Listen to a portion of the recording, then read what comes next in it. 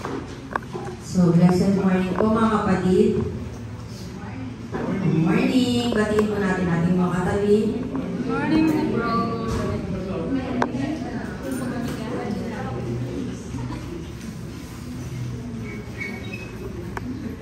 Anong month na ngayon? Pang ilang linggo na po? Second. Yan na alam nyo ba? Isa kasi hindi na alam pa ng date, hindi na alam pa ng araw, ano. So, nasa second Sunday na po tayo ng month of July. So, again po, ang ating pong theme for this month is Elevate Others Above Oneself. So, sino narito nung last Sunday? So, na-share po ng kapatid natin si Sis Grace yung mga practical steps to value others above yourself. So, natatandaan pa ba natin mga kapatid? Ano yung 5 yun? Una, be selfless. Pangalawa, remove conceit or yung pagiging proud of oneself. Yung pagiging proud po natin. Thirdly, increase humility. Na-increase ba mga kapatid sa nagdaang linggo? Yes. Increase consideration of others. And lastly, but not the least, develop a Christ-like character. So, ni-apply po ba natin ito mga kapatid? Kamusta yung nagdaang linggo? Kamusta ang trabaho? 4-0? Ano yung 4-0? 6 days straight? 4 days straight and 2 days rest. 3-1. So, yun. So, tayo lahat mga kapatid is, kumbaga, nandoon yung pagpapala ng Panginoon. Kasi kahit ganun yung schedule po natin sa work, nandun yung kalakasan, di ba mga kapatid? Parang nakakatawad na Lord, pero kailangan ko bumangon. Kailangan ko trabaho. So, mga kapatid, this month po is elevate others above oneself. So, akin pong inadapt yung ating magiging team para sa darating po natin na sports festival, which is Elevate as One. So, last Sunday po mga kapatid, individually po yung tinuro sa atin ni Sis Grace. Ano po? But today po, same text po tayo, but magpo-focus po tayo doon sa verse 2. Okay, basahin po natin sa Philippians chapter 2, verses 1 to 4.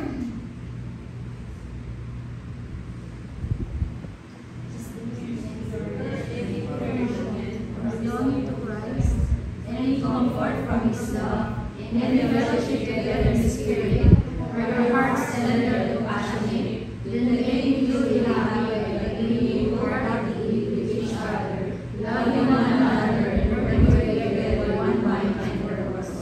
Don't be selfish. Don't try to impress others. Be humble, thinking of others as better than yourselves. Don't look out only for your own interests, but take an interest in others too. So mga kapatid, ito pong ating binasa ay sulat ni Apostol Paul sa mga taga-Pilipos. So ang sabi po niya sa verse 2, sa Tagalog po, lubusin ninyo ang aking kagalakan. Make me truly happy by doing what, mga kapatid? Tatlo lang po ang ating pag-aaralan this morning. Make me truly happy by this. First, agree with each other. Tingnan mo yung katabi mo. Palagi ka ba nag-a-agree sa kanya? Or palagi ka disagree? Sabi sa Philippians chapter 2 verse 2, then make me truly happy by agreeing wholeheartedly with each other. So mga kapatid, ang nais ng Panginoon, gusto ba natin mapasaya ang Lord? Yes. So ang nais ng Lord daw po, para siya ay maging ganap yung kagalakan niya. Una, yung sumang-ayon tayo sa bawat isa. Ano po? Sis, bro, depende po. Depende sa mga pinag-uusapan kung mag-aaral ano. Pero ito mga kapatid is, syempre po, related sa gawain ng ating Panginoon. Sa ministeryo ng ating Panginoon. Sabi sa Matthew chapter 18, verses 19 to 20, I also tell you this, if two of you agree here on earth concerning anything you ask, my Father in heaven will do it for you. For where 2 or 3 gather together as my followers, I am there among them. So mga kapatid, ito hindi lang po patungkol sa pananalangin. Sabi po dyan, di ba, concerning anything you ask, my Father in heaven will do it for you. So mga kapatid, ganun din po sa bawat pinapagawa ng Panginoon sa atin. Nawa nandun yung pagsang-ayon natin sa bawat isa. Kapatid, kapag meron ka bang gagawin, tapos merong nag-disagree, tinutuloy mo? Sometimes yes. Ikaw pa rin yung nasusunod. Sometimes no. Kasi may naghihinder. So mga kapatid, napakahirap kong gawin ng isang bagay kapag merong sumasalungat sa atin, tama? So ang nais ng Lord, pagdating po sa ministeryo niya sa gawain na nandun po nawa yung pagsang-ayon natin, yung pagkakasundo po ba? Sino po ba yung head of the church? Jesus Christ. Eh sino po yung parte ng body of Christ? Pwede po bang taas ang ating natin ang ating mga kamay? Sino po yung parte ng body of Christ? Amen. So lahat po tayo naman na ng palataya ng Panginoon, tayo po ay bahagi ng katawan ng ating Panginoong Jesus. So mga kapatid, ang nais ng Lord is nandun po yung we agree with each other, mga kapatid. At may pangako siya, di po ba? I am there among them. He is here among us. Kung 2 or 3 gather in His name. At kung ang ginagawa po natin, mga kapatid, is para sa kapurihan ng ating Panginoon. Sabi sa Romans 14 verse 19, so then let us aim for harmony in the church and try to build each other up. So mga kapatid, nawa nandun daw po yung kaayusan sa loob ng simbahan or sa loob ng church. Sino ba yung church? Ang church hindi po itong building na to, kundi tayo mga kapatid. So we are all one in Christ. At ang nais ng Lord, build each other up. Palakasin po natin ang bawat isa. Yung katabi mo, lagi ba yung malakas? Siyempre mga pagkakataon mga kapatid na parang iba sa ibang parte po malakas ano. Malakas sa exercise. Ay, aray ko. So mga kapatid, hindi po sa lahat ng pagkakataon is malakas tayo, di ba? Spiritually, emotionally, mentally, di po ba mga kapatid? So ang nais ng Panginoon, nandun yung pagpapalakasan po natin bilang iisa sa ating Panginoong Jesus. At sa Romans 12:16, live in harmony with each other. Don't be too proud to enjoy the company of ordinary people. And don't think you know it all. Kapatid, pag ang kasama mo, ang tingin niya sa sarili niya is pinakamagaling, pinakamatalino, nawiwili ka bang kasama siya? O sa isang samahan, mga kapatid, sa isang grupo. Di ba parang, lakas naman ito. Lakas naman na natin dito. Yung mga lalaki, di ba parang gano'n minsan ang mga expression, ano po. So mga kapatid, ang sabi ng Lord, don't think you know it all. Ang gusto ng Panginoon is yung maging humble tayo. Di ba tinuro na sa atin last Sunday? Be humble. Increase humility. Ibig sabihin ng mga kapatid, less of ourselves, more of others. Mas iisipin po natin yung kapakanan ng iba. Kasi mga kapatid, totoo naman na kahit yung pinakamatalinong tao, hindi pa rin alam lahat. Tama? Yes. imposible 100%. Pero kayo, 99.9. O at least may 0.01 pa rin, no? So, hindi po, kahit po yung pinakamatalinong tao, mga kapatid, hindi po niya alam lahat. So, mga kapatid, nawa, hindi po tayo maging ganito. Yung conceited. Don't be conceited, mga kapatid. Don't be too proud. Kasi, mga kapatid, aminin man natin sa hindi, meron po tayong kayang gawin na mahina siya, hindi niya kayang gawin. Meron din naman po na kaya niyang gawin, pero mahina ka naman pagdating sa larangan yun. Hindi po. Kaya patuloy natin, mga kapatid, na magkaroon tayo ng mababang loob. And sabi po sa Ephesians chapter 2 verse 14, "For Christ Himself has brought peace to us. He united Jews and Gentiles into one people when in His own body on the cross. He broke down the wall of hostility that separated us." Mga kapatid, ang ating Panginoong Jesus, binasak niya na yung barrier, yung wall na nagse-separate sa mga Hudyo at sa ating mga Hentil. So mga kapatid, ang Panginoon ang naging daan para maging united tayo. All of us are God's people. So yung katabi mo, kasama mo yan. Kasangga mo yan. Hindi ako sa dandan.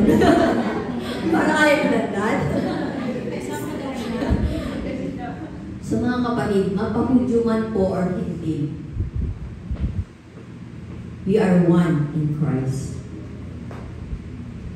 Jesus Christ broke down the wall of hostility, yung pagiging magkasaluman po, that separated us. So alam ko na bawat isa sa atin, meron tayong kanya-kanyang personalidad, tama? Iba-iba yung kinalakihan natin, iba-iba yung ugali na meron tayo, mga kapatid. Pero pagdating sa Panginoon, nawa na doon po yung maging united tayo. Yung i-apply natin yung mga natututunan po natin sa kanyang mga tuntunin, sa kanyang mga salita. Secondly,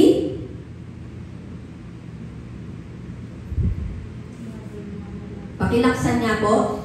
Love one another. Love one another.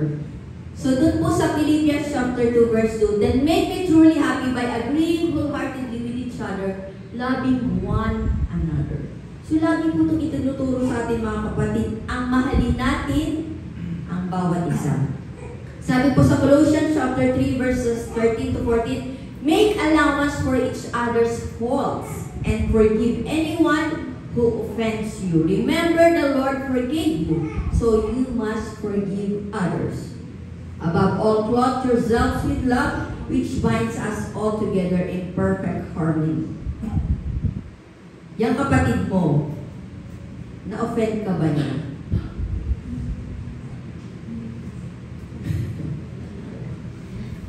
Yang kapatid mo, may nagawa ba minsan sa'yo na kinasakit ng kalooban mo? Na-traitor ka na ba?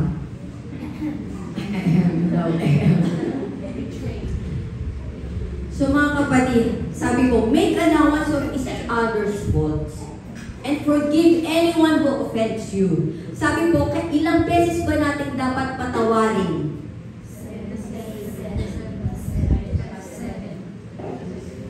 70 times 7. So ilan yun?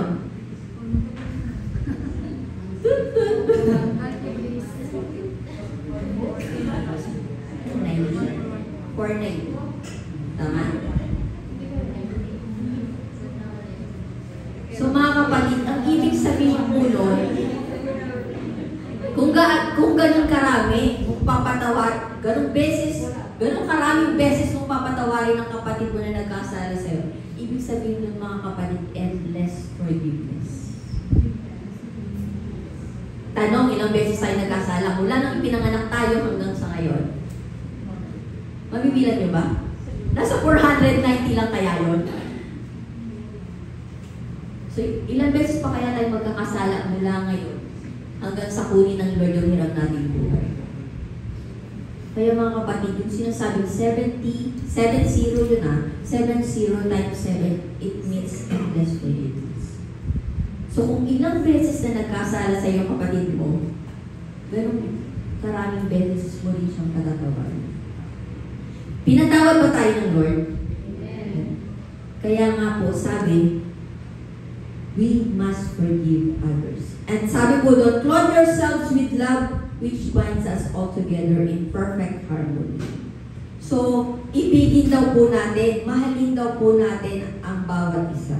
Ano nga ba yung pag-ibig? Ano yung pag-ibig? Love is blind. Parang alam na kung sino yung mga madalas magsagot dito ng Islam book mo na nagkakalaman na ng ilan.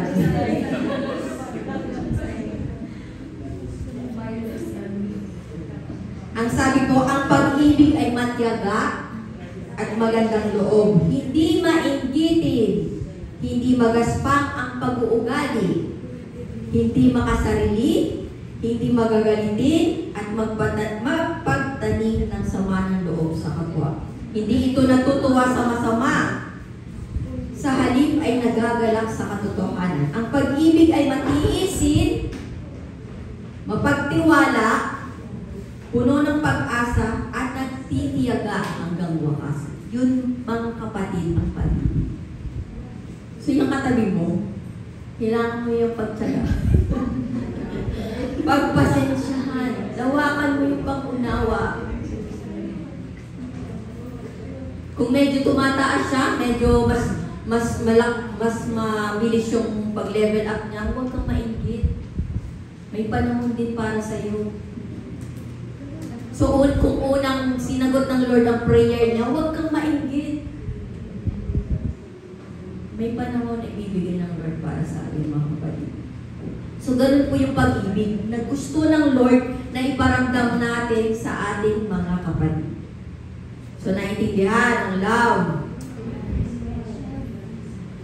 Love lang po mga kapatid. Tayo mga hate. Or bitter. Sa John 13 verse 35, your love for one another will prove to the world that you are my disciples. So, sino ang disipulo ng Lord? Amen. So, ito lang po yung patunay na tayo ay disciples ng Lord. Kung iniibig po natin, minamahal natin ang bawat isa. Sa Ephesians chapter 4, verses 2 to 3, always be humble and gentle. Be patient with each other, making allowance for each other's faults because of your love. Make every effort to keep yourselves united in spirit, binding yourselves together with peace. Mga kapatid, always be humble. Always be gentle. Always be patient. Madali ba? Madali ba maging mahinahon? Madali ba maging magpagpakumbaba? Madali ba magpasensya? Yung gusto mo ng pakyawin ng pasensya. Pasensya na tinapay ba yun? So mga kapatid, minsan kapag nananalangin tayo, Lord, tulungan mo akong maging patient. So bibigyan ka niya ng tao na pagpapasensyahan mo. Lord, gusto maging gentle talaga, Lord. Kahit pa yung pitch ng boses ko, akala nila galit ako, pero hindi naman ako galit. Ano ba, yun? Ito ka pero hindi. Yung ang pitch ng kanilang boses is, akala mo laging galit, pero hindi naman galit. Kabite. Yung mga punto, mga kapatid. Pero hindi man pala. So, Lord, gusto maging gentle. Lord. So, kapag gano'n ang hiling natin mga kapatid, huwag na tayo magtaka kung bibigyan tayo ng Lord ng tao or sitwasyon na susubukin yung pagiging gentle mo, yung humbleness mo, yung patience mo.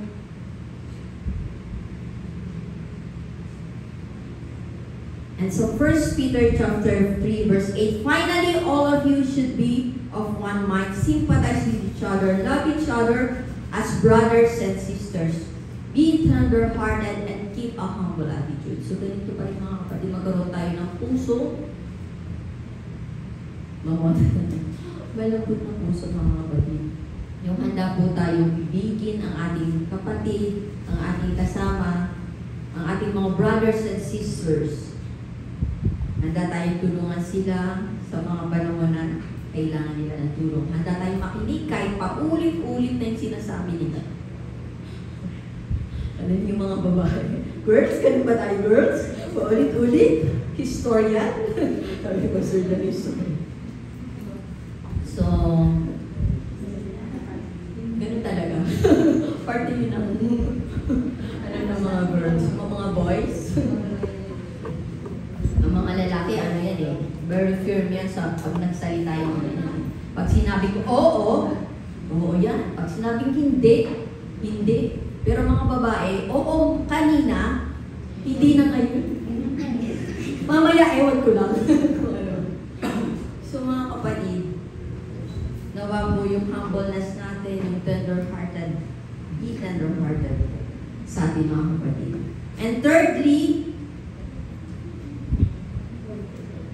then make me truly happy by agreeing wholeheartedly with each other, loving one another, and working together with one mind and purpose. So mga kapatid, ang sabi po sa Ephesians chapter 4, verses 11 to 13, now these are the gifts Christ gave to the church.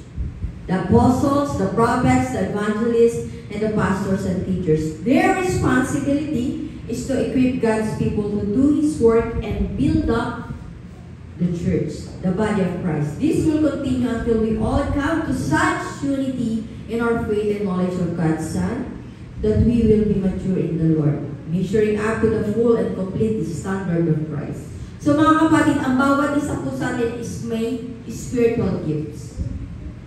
So alam na ba natin kung ano yung mga gift natin? Alam po ba natin kung saan larangan po tayo magaling? Pero syempre, hindi naman natin kailangan ipangalandakan yun. Makikita ng mga kasama natin kung saan tayo magaling, di ba? Sa mga panahon na mas madalas natin nila tayong kasama, makikita po nila yun. At sabi po mga kapatid, nawa nandun po yung gawin natin yung mga pinapagawa sa atin ng Panginoon bilang parte ng body of Christ. Let's work together until we all come to such unity. Napakahalaga mga kapatid na mayroong pagkakaisa. Di ba mga kapatid, pag nagtutulungan, mas madaling natatapos ang isang gawain. Kapag may unity. Kapag nagtutulungan mga kapatid, if we work together, mas maganda yung outcome. So, this coming July 28, meron po tayong sports festival, right? So, each church, meron pong group or meron team na magre-represent sa bawat church. So, seven na churches. So, basketball and volleyball. So, sa volleyball, meron ilang players? 6, right? Sa basketball, 5. 5 yung nasa loob ba? Yes. So sa basketball team, may tinatawag na point guard. May tinatawag na shooting guard. May tinatawag na small forward, power forward, at saka yung center. Tama ba mga basketball players? Ay, so mga kapatid, yung 5 yun, kapag maglalaro na, kailangan mag-work together sila. Mag-play together sila. Hindi pwede na, halimbawa, si Brother Dave, nasa kanya yung bola. So mula dito sa court na to, hanggang doon, pinpin niya yung bola, hindi pwede. Ano yung magiging tawag sa'yo ng referee talaga? Yung hindi mo na pinasa. Traveling ba yun? O gano'n? Buhay. Buhay ito yung tawag doon. So mga kapatid, ibig sabihin lang po nun is kung ano yung role natin, kasi ng mga kapatid po natin na maglalaro sa basketball, o ano yung role nila, gagawin nila. Hindi po ba? Ano yung aim nyo? kailangan daw i-chemistry, sabi ko. So mga kapatid, dapat nandun yung bigayan, di ba? Siya yung pinakamalapit dun sa bakit baka mamaya. Wala yung kailangan ako yung mukhang magaling. Wala, siya, sige, ihagis mo. Wala din. So mga kapatid, isa lang po ang ibig sabihin nito, let us work together. Kahit po sa darating natin sports festival, kung ano yung role ng bawat isa, so ayun po yung gawin natin. So ganun din mga kapatid pagdating sa church. Kung ano po yung role na pinagkatiwala sa atin ng Panginoon, kung ano yung ministry na binigay sa atin ng Lord, let us work together po para magawa ang ngayon. Para po ating matapos kung ano yung pinapagawa ng Panginoon. For His glory. Para lang naman po sa kaluwalhatian ng Panginoon, kaya po tayo mga kapatid ay nagsiserve, tama ba? Para lang po sa kapurihan ng Panginoon, kaya po tayo ay gumagawa. Nag-exert ng effort. Nilalaan po natin yung ating time, treasure, and talent for His glory alone. Sabi po sa 2 Chronicles chapter 30 verse 12, at the same time, God's hands was on the people in the land of Judah, giving them all one heart to obey the orders of the king and his officials who were following the word of the Lord. So mga kapatid, ganun din po gaya ng ginawa ng Panginoon sa mga in the people of the land of Judah, mga kapatid, ganun din po ang gusto niya gawin sa atin. Ang magkaroon po tayo ng iisang puso. Yung puso na handa, willing, yung nandun yung desire to obey kung ano yung orders ng Lord. To follow His word. And sabi sa Ephesians chapter 4 verse 16, He makes the whole body fit together perfectly as each part does its own special work. It helps the other parts grow so that the whole body is healthy and growing and full of love. So mga kapatid, kung tayo po bilang parte ng body of Christ, ginagawa po natin yung ating mga tungkulin. Tinutulungan po natin ang bawat isa na mag-grow. So that the whole body is healthy. Gusto ba natin yung malusog na pangangatawan? Healthy living ba tayo? Sometimes talaga, sometimes. So, nais din ng Panginoon na magkaroon din ng healthy body of Christ. Growing and full of love. So, gawin daw po natin, ganap yung kagalakan ng ating Panginoon by agreeing with each other, loving one another, and working together.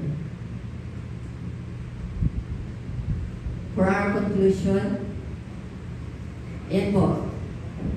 Ano yung, napabasa niyo ba?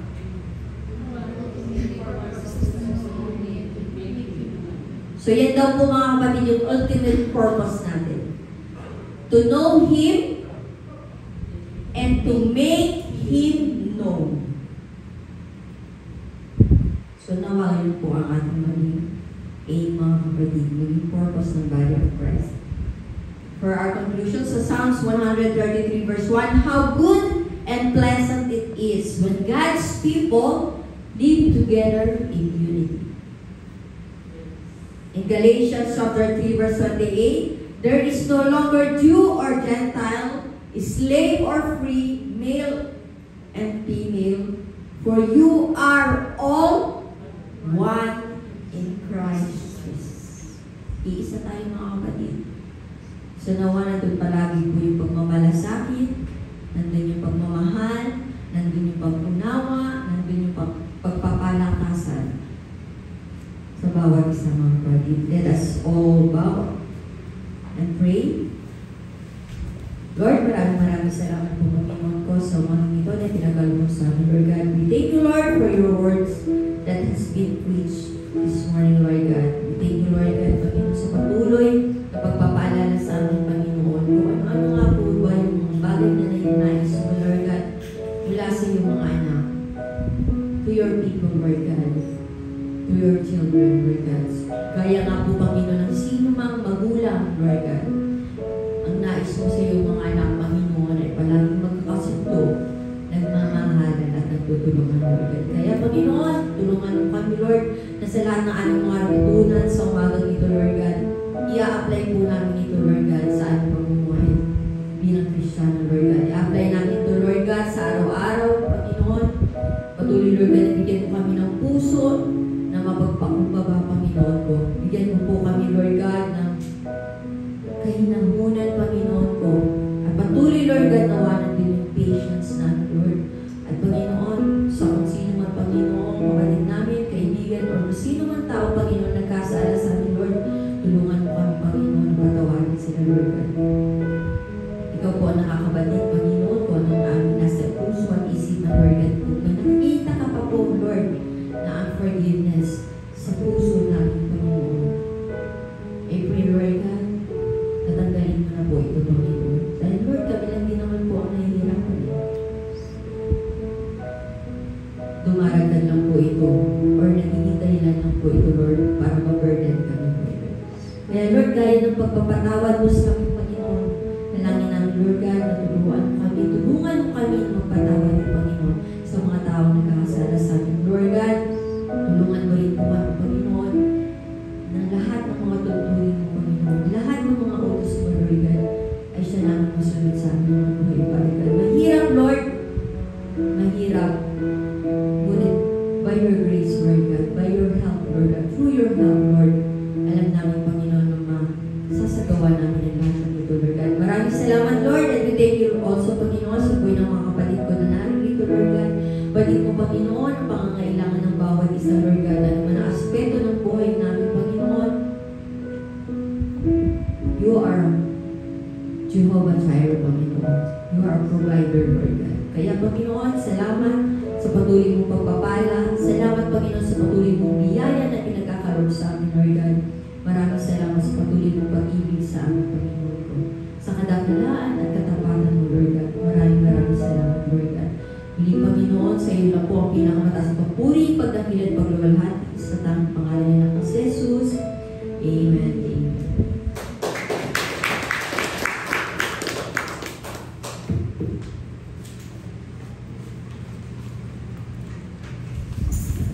Amen. Ano po ay na-bless ang bawat isa. So, ano nga daw yung love? Love is blind. So, naniniwala ako na love is giving. Amen po ba? Amen. So, let's open our Bible. Let's for our lesson offering. Mark 12, verse 42 and 44. Wala po ako sa labas. Patawin po.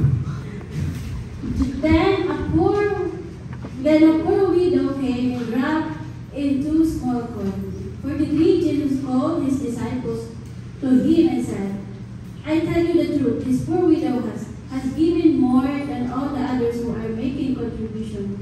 44, for they gave a tiny part of their surplus, but she, poor as she is, has given everything she had to live on.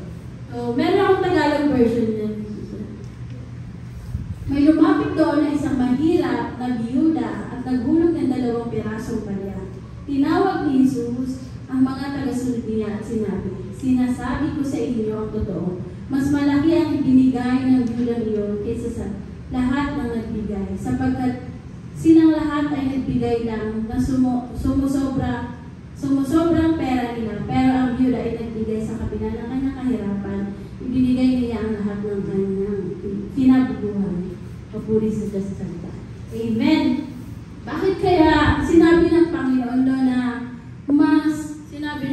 sinabi ng Panginoon na mas malaki yung binigay ng Biyuda kaysa sa mga. So, ikwento ko lang yung sinabi na yun. Na doon sa bahay Panambaan, merong mga kung natin, may mga mayayaman na mas malaking halaga ang dala-dala nila. Pero ang hinulog nila, tinisin offering nila, yung sobra lang doon sa kayamanan na meron sila. Pero mas mayaman sila doon sa pobreng byuda. Pero yung pobreng byuda, ang hinulog na, yung 2 pirasong barya na yun na lang. Sabi niya, Lord, eto na lang yung ito na lang yung meron ako. Naniniwala me, more than sa akin hiningi. So I will give you back. So bakit kaya? Bakit kaya sinabi ng Panginoon na mas malaking binigay ng Judah? Because of the heart po ng mahirap na babae na sa pagbigay niya dun sa tithes and offering, nandun yung puso niya, nandun yung gratitude na, yung grateful na Lord, sometimes sa buhay kasi natin, di ba, lagi natin sinasabi na, gift ako ngayon. No? Pero we don't realize na blessed tayo ng Panginoon ng sobra-sobra, di ba? Sinasabi natin na, gift ako ngayon, pero ang pagpadala ka sa inyo ng 20,000. Amen po ba? Di ba? Sinasabi natin ay, gift ako ngayon. Pero, meron ako pag-McDo. Di ba? Amen po ba? Yes. Di ba? Sinasabi natin ay, gift ako ngayon. Pero tingnan mo, sino walang nakasuot ng gold kayo sa katawan nila? Sino? Di ba? Amen po. So, hindi tayo gipit. It means hindi tayo gipit. No? Ganito ang kamay natin sa pagbibigay sa Panginoon. But God, nakita niya yung puso ng babae sa pagbibigay na nandun yung pagpapakumbaba niya. Ito lang yung I believe God had blessed mo. That's why sabi niya sa, let's proceed sa next sabi niya sa 2 Corinthians verse 9-7, you must each decide in your heart how much to give. Don't give reluctantly or in response to pressure. For God loves a person to give cheerfully. Nandun yung pagmamahal ng Panginoon na kahit magkano man ang ibinigay mo, pero kung nasa puso mo yung pagbibigay mo, na wala kang reklamo, sabi niya, don't reluctantly or response to pressure na. Response to pressure, ang ibig niyang sabihin na, nagbibigay ka lang para sabihin niya, baka nang binigay mo. Diba? Yun yung response to pressure na pinapakita mo lang sa tao, malaki yung binigay mo. When it comes to reluctant, sabi niya doon, yung nagbibigay ka ng pagre-reklamo, sabi ng Panginoon, don't give a reluctant, sabi ng Panginoon. For God loves a person who gives cheerfully. Amen po ba? Amen. So let's be grateful sa blessing at ng ating Panginoon. Let's close our let's pray for our tithes and offering. Yes, Lord, Father God, we thank so much, Panginoon, sa lahat ng blessing, O God, na patuloy mo ipinagkakaloob sa bawat isa, Panginoon.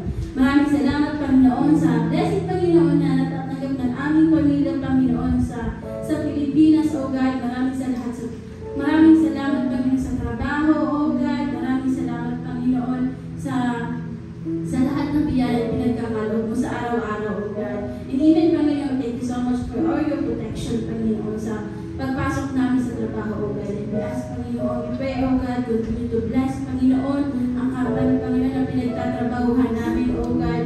In order for us, Panginoon, na maging daluyan ng pagpapala namin, Panginoon, sa aming pamilya, O God. Not even for our family,